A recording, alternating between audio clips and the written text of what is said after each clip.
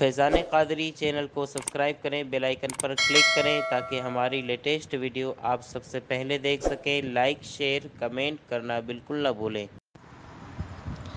میرے تمامی سنی سیع العقیدہ مسلمانوں، السلام علیکم ورحمۃ اللہ تعالی وبرکاتہ۔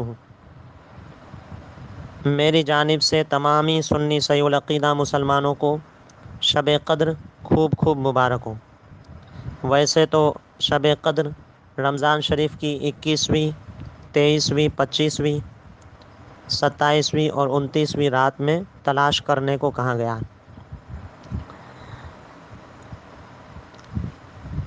اور آج کی بھی مبارک رات ہے، مقدس رات ہے، تو اس رات میں بھی خوب عبادت کرنی چاہیے اور زیادہ سے زیادہ قضا نمازیں بھی پڑھنی چاہیے۔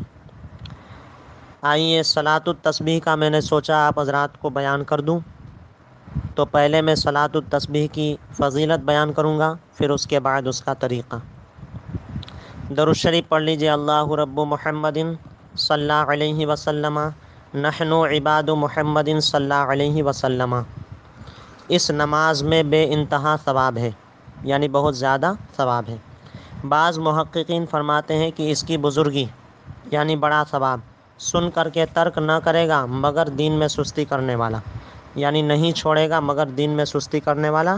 مطلب یہ ہے کہ دین میں سستی کرنے والا شخص ہی، دین کے کاموں میں سستی کرنے والا شخص ہی چھوڑے گا، اور جو دین کے کاموں میں پھرتی کرے گا، دین کے کاموں میں آگے رہے گا، تو وہ نہیں چھوڑ سکتا۔ نبی کریم صلی اللہ علیہ وسلم نے حضرت عباس رضی اللہ تعالیٰ عنہ سے فرمایا، اے چچا، کیا میں تم کو عطا نہ کروں؟ کیا میں تم کو بخشش نہ کروں؟ کیا میں تم کو نہ دوں؟ تمہارے ساتھ احسان نہ کروں؟ 10 خصلتیں یعنی اچھی عادتیں ہیں، جب تم کرو تو اللہ تعالیٰ تمہارے گناہ بخش دے گا۔ اگلا، پچھلا، پرانا، نیا، جو بھول کر کیا، جو قصدن یعنی جان بوجھ کر کیا، چھوٹا، بڑا، پوشیدہ یعنی چھپا ہوا، اور ظاہر، یہ سب اللہ تعالیٰ معاف فرما دے گا۔ اس کے بعد صلاۃ التسبیح کی ترکیب تعلیم فرمائی۔ ترکیب یعنی طریقہ، تعلیم فرمائی، سکھایا۔ پھر فرمایا کہ اگر تم سے ہو سکے تو ہر روز ایک بار پڑھو، تو ہر روز ایک بار پڑھو، اور اگر روز نہ پڑھ سکو تو ہر جمعہ میں ایک بار پڑھو، اور یہ بھی نہ کر سکو تو ہر مہینے میں ایک بار، اور یہ بھی نہ کر سکو تو سال میں ایک بار، اور یہ بھی نہ کر سکو تو عمر میں ایک بار۔ اور اس کی ترکیب، اس کا طریقہ، اب یہاں سے طریقہ شروع ہو رہا ہے۔ اس کا طریقہ ہمارے طور پر وہ ہے، یعنی ہمارے مطابق، ہمارے طریقے پر وہ ہے کہ جو سنن ترمذی شریف میں حضرت عبداللہ بن مبارک رضی اللہ تعالیٰ عنہ کی روایت میں مذکور ہے، یعنی لکھا ہوا ہے۔ فرماتے ہیں کہ اللہ اکبر کہہ کر، یعنی نماز کے شروع میں جو تکبیر تحریمہ ہے اللہ اکبر کہنا، وہ ہاتھ اٹھا کر کے اللہ اکبر کہہ کر سبحانک اللہم وبحمدک وتبارک اسمک وتعالی جدک ولا الہ غیرک یعنی ثنا پڑھیں۔ پھر یہ پڑھیں سبحان اللہ والحمد للہ ولا الہ الا اللہ واللہ اکبر، کتنی بار؟ 15 مرتبہ۔ پھر اعوذ باللہ اور بسم اللہ اور الحمد اور سورت پڑھ کر 10 مرتبہ یہی تسبیح پڑھیں۔ کون سی؟ سبحان اللہ والحمد للہ ولا الہ الا اللہ واللہ اکبر۔ پھر رکوع کریں، اور رکوع میں 3 مرتبہ سبحان ربی العظیم کہہ کر کے یہ تسبیح 10 بار پڑھیں۔ پھر رکوع سے سر اٹھائیں، اور بعد تسمیع و تحمید، تسمیع یعنی سمیع اللہ لمن حمیدہ، اور تحمید یعنی ربنا ولک الحمد، یہ کہنے کے بعد 10 مرتبہ یہ تسبیح پڑھیں۔ پھر سجدے میں جائیں، اور سجدے میں سبحان ربی الاعلیٰ 3 مرتبہ کہنے کے بعد اس تسبیح کو 10 مرتبہ کہیں۔ پھر سجدے سے سر اٹھا کر جو 2 سجدوں کے بیچ میں بیٹھا جاتا ہے اس میں 10 مرتبہ پڑھیں یہ تسبیح۔ پھر دوسرے سجدے میں جائیں، 3 مرتبہ سبحان ربی الاعلیٰ کہہ کر کے اس تسبیح کو 10 مرتبہ پڑھیں۔ یوں ہی 4 رکعت پڑھیں، اور ہر رکعت میں 75 بار یعنی 75 مرتبہ جو ہے تسبیح ہوگی، اور چاروں میں 300 مرتبہ ہو جائے گی، 300 مرتبہ ہو جائے گی۔ اور رکوع اور سجود میں سبحان ربی العظیم سبحان ربی الاعلیٰ کہنے کے بعد یہ تسبیح پڑھی جائے، جیسا کہ میں اس سے پہلے بتا چکا۔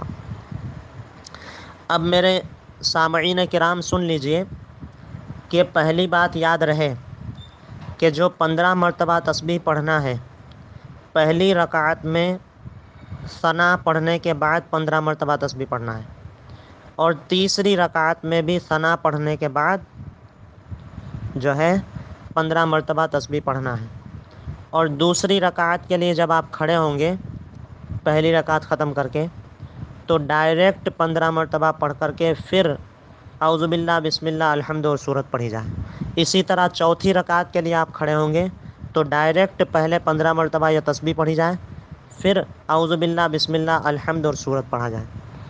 اور یہ بات بھی یاد رہے کہ 2 رکعت کے بعد آپ قعدہ کریں گے، یعنی اتحیات میں بیٹھیں گے، تو اس وقت آپ کو اتحیات، درود ابراہیم، دعائے معصورہ سب پڑھنا ہے۔ دونوں مرتبہ جو بیٹھیں گے آپ تو دونوں میں اتحیات، درود ابراہیم، دعائے معصورہ سب پڑھنا ہے۔